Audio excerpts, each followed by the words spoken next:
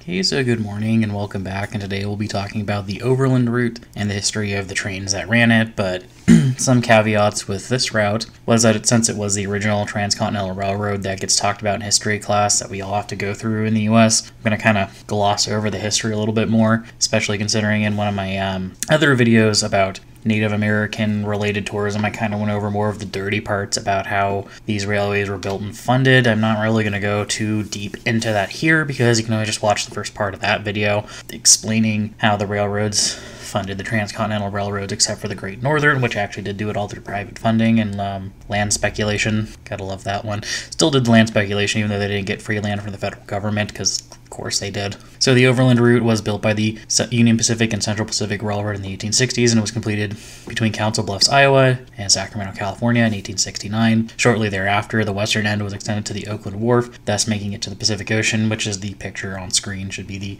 connection to the Oakland Wharf along the Central Pacific. And then the connection between Omaha, Council Bluffs to Chicago was done mainly over the Chicago Northwestern, the Milwaukee Road, and the Rock Island. Those were like the three big ones. Later, this is also as history goes on. Initially, I think it was just the Chicago Northwestern, eventually the Milwaukee Road and the Rock Island built west to Omaha. The Chicago Northwestern and the Milwaukee Road were the Union Pacific's main partners for carrying their passenger trains further east to Chicago. At different points in their history, the Transcontinental Railroad was financed, as I mentioned in previous videos, with a mix of private funds, federal bonds, and land grants. The main players for the Central Pacific were the Big Four, which were Leland Sanford, C.P. Huntington, Mark Hopkins, and Charles Crocker. The only thing of interest otherwise than I didn't really go over beforehand that happened with the construction, besides, the normal, again, things I talked about in high school, that are talked about in high school history classes and what I've talked about beforehand, was that the railroad investors also invested in companies that worked on the construction of the railroad. The Big Four even just called their company the Contract and Finance Company. And by the way, this was all perfectly legal back then. They wanted to make a profit both on the construction of the railroad and the future profits of the railroad itself. They figured the railroad wouldn't be profitable for the first several years, so they wanted to make a lot of money up front, and then make money off the railroad once it became profitable. So they did that. So the first trains that ran the Overland Route were not very glamorous. In 1869, following the completion of the line, there were two options for passengers: a 102-hour express train that only traveled between Omaha and Oakland, or the slower mixed train. Mixed train, by the way, is just, hopefully if I'll remember to throw out a picture, is just basically a coach or two on the end of a freight train.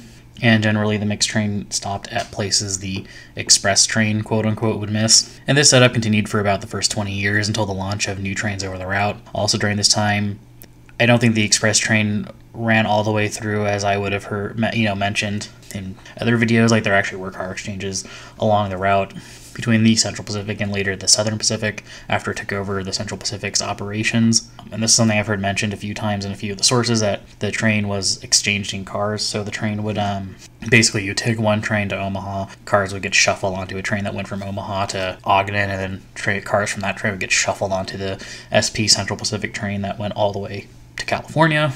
So it was a continuous train on schedules, but not necessarily a continuous train in reality. At this time, the first class fare, and I say that with air quotes, was $131 one way in that time period's money between Omaha and Sacramento. By 1881, the fare had dropped to $100, sleeper fare included, and the travel time had dropped from 102 hours to 98. Again, not very fast, not very glamorous. It was like 4 days just to cross part of the country. And over time, train services were added. A train called the Golden Gate Special became the first named first-class train to run the Overland Route. This also started the more direct coordination between the UP and the SP. The train would connect with the Chicago Northwestern trains to Chicago and Omaha. Another note was that the train only ran once a week. The Overland Limited, which was the first incarnation of trains run along the route that we will be talking about, started running in 1887. And also a fun note at this point was until 1905, there was actually a section of the Overland Limited that ran to Chicago over the Milwaukee Road instead of the Chicago Northwestern. And in 1905 is when all the UP mainline trains were run via the Chicago Northwestern, which remained that way until 1955, when the UP switched all of its passenger trains to running along the Milwaukee Road between Omaha and Chicago. These passenger trains, freight trains, I think, still were dispersed over the various railroads, which is kind of why the Rock Island merger between the UP and the Rock Island never really went through, as the Chicago Northwestern and the Milwaukee Road did not want that to happen. And I believe the Burlington, too, was in on that. And the UP switched from the Milwaukee Road, or the Chicago Northwestern, to the Milwaukee Road in 1955 because of their dissatisfaction with the Chicago Northwestern's quality of service. And according to sources, the train was fully re-equipped in 1926, and the scheduled runtime was reduced to 63 hours, which was the standard runtime for a Chicago to California train at the time, at least in the heavyweight era. And the train was also launched at the same time. The Southern Pacific relaunched the Golden State, which was their Chicago-LA train, and the Santa Fe launched the Chief. And this was also at the same time where the Los Angeles Limited would have been completely re-equipped and modernized a little bit, which was the Chicago-LA train over the Union Pacific. And there were also many secondary trains that ran over the Overland Route during its history. The most notable ones were the Gold Coast and the 49er. The Gold Coast was launched in the mid-1920s, and it was basically just your normal heavyweight train.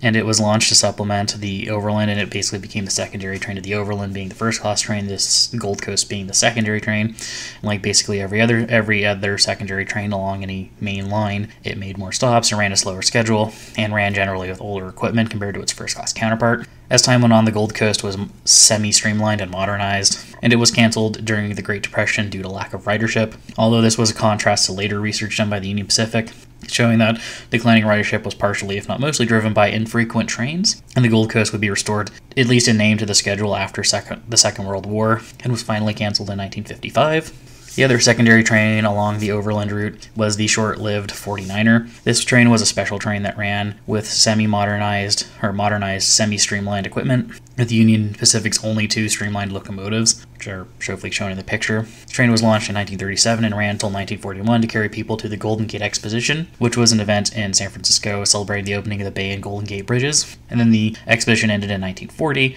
and the train was then canceled a year later, and the equipment was then dispersed throughout the rest of the UP system. And as you can see, the semi-streamlined equipment was gray. Still, it looks streamlined, but it's still heavyweight equipment, effectively. You kind of can tell it on the roof, where the roofs aren't streamlined all the way across. And also showing here is this is a Southern Pacific advertisement for the Overland. This was a post-war picture after, I can't remember if it was like the late 50s, like what part of the 50s this was, but it's advertising going to Reno along the Overland Route, which was a major vacation destination around Northern California. And out of all the places my grandparents ever really vacationed, Reno was one of the only ones they went to, besides like one trip to Ohio in their lives. Anyways, the coming of the Streamline era brought changes to the UP system and the city of San Francisco, which was a major change at the time and was like the first modern first-class train that ever ran the Overland Route. At first, Union Pacific operated the articulated M10004 train set, which ran the route as an extra special first-class train and only ran 5 times per month. As mentioned in the City of Los Angeles video, this was the beginning of the UP city fleet of trains, which all of its headline trains were first class and were called the City of Somewhere. The M10004 was a set of 9-car trains, and the public fell in love with it basically immediately, and the public was enthralled with the city of San Francisco and all of its city trains as they started running. This was such a boon to the Union Pacific that they actually re-equipped it a year later to a standard 14-car train set, meaning that they weren't all like coupled together or built together as one long set. And these were built by Pullman and American Car and Foundry, and this train set included one coach, an articulated diner tavern, and then standard section sleepers in the sleeping cars, as well as like what were at that point fairly new enclosed bedrooms. Like full cars, because there were like the 8-5 sleepers, which were like sections and 5 bedrooms, but this became a point where they were all like becoming enclosed and streamlined. And this train set also was the beginning of when the Union Pacific started naming its cars. For example, one of them was named the Chinatown after San Francisco's Chinatown, and the city of San Francisco ran the standard 40-hour schedule, which was faster than the competing California Zephyr, at least post-war. From what I understand, I think the Union Pacific only started running the trains tri-weekly before the Second World War, and they became daily after the war, or they might have become daily like right on the eve of the Second World War. I'm not really sure about that. And also right before the war was the wreck of the train was wrecked in it was wrecked in Nevada, and it was thought to be sabotage. There's actually a whole video about that I might link somewhere, but I'm trying to stick to good news on these lines, or better history than a train crash. Basically, the train was going 90, the tracks or the rails had been moved in 4 inches, which caused the train to derail into a river. But following the war, the Union Pacific bought 140 new cars, which included the new dome liners, which were made into coach versions, lounge versions, and diner versions. And at this point, I believe the Union Pacific was the only railway to ever do the whole dome diner thing, or at least of the Western railways, it was the only one to do it. And this was also the point where the Union Pacific got the Southern Pacific and the Chicago and Northwestern to agree to paint their contributions to the pool in the Armory yellow paint scheme. And at this point, the city of San Francisco is expanded to an 18-car train, and the city of San Francisco did not receive the dome cars because the Southern Pacific Southern Pacific tunnels didn't have clearance, and later on the SP did put in the 3/4 dome cars, I think in Ogden, which could fit through SP tunnels, but I don't believe they got the official dome liner service until it was combined with the city of Los Angeles in the 1960s. During the Great Depression, the UP also launched the Challenger, which was the budget train that originally ran between Chicago and Los Angeles, and then they eventually partnered with the SP to launch its own version between Ogden and Oakland. And this train was run until 1947, when it was renamed and semi-relaunched as the New Gold Coast, and as I mentioned, this train generally ran with heavyweight equipment and occasionally spare streamlined equipment until it was canceled in 1955. God, I can't read my notes. Anyways, now is when we actually get into like the more sadder part of the history of these routes, which is when the route started declining. So the city of San Francisco and the Overland Route started declining in the 1950s as the interstate highways became more expansive. This meant that more people were driving, and coupled with how expensive train travel was, that drove railways even further into decline. The Union Pacific, like the Santa Fe, was able to maintain relatively high ridership due to their high service levels. This was in contrast with the Southern Pacific and the Chicago and Northwestern, which generally did everything they could to run the trains into the ground. On the Overland Route, 1955 was the inflection point. That's when the Gold Coast was canceled and the Milwaukee Road started handling the trains between Chicago and Omaha because of the UP's dissatisfaction with the Chicago and Northwestern. At some point I will make a whole video about the Chicago and Northwestern and their decline and their issues with their passenger trains, but again, that's not in the cards right now. At some point it expected its intercity passenger service to be gone, and soon they would only have their commuter lines, which is basically what they planned their entire business strategy around as far as their passenger trains were concerned. And like the SP, they were basically doing everything they could to run their intercity trains into the ground and hold on to that, what at that point was a more profitable commuter service. Not only did the carrier trains between Omaha and Chicago, but this is also when the route was just the first class city of San Francisco and the secondary San Francisco Overland, as shown hopefully in the picture. At this point, the trains did become mostly streamlined because there was enough surplus cars to do that, but even up until its end, it still did carry handfuls of heavyweight equipment, because that was just kind of how the secondary trains worked. They'd get cast off equipment, and if that meant old equipment from the 1920s that no one wanted to ride anymore, so be it. And usually the heavyweight cars were diner lounges or the odd sleeper, and the San Francisco Overland continued to run until the 1960s, when it was dropped east of Ogden in 1962, or no, it was dropped east of Ogden in 1960, and the SP kept running it till I believe either like late 1962 or early 1963, and at the point when it was an SP only train, it was basically just a mail train that had some sleepers and coaches on it. And as mentioned in the City of Los Angeles video, the city trains were generally consolidated into one jumbo train, derisively called the City of Everywhere, from Chicago to Cheyenne, which is where it would start splitting off sections like that would go to like Denver, Portland, St. Louis, LA, San Francisco. But it wasn't all just split in Cheyenne. There was like splits in Ogden as well for the San Francisco and LA bound trains.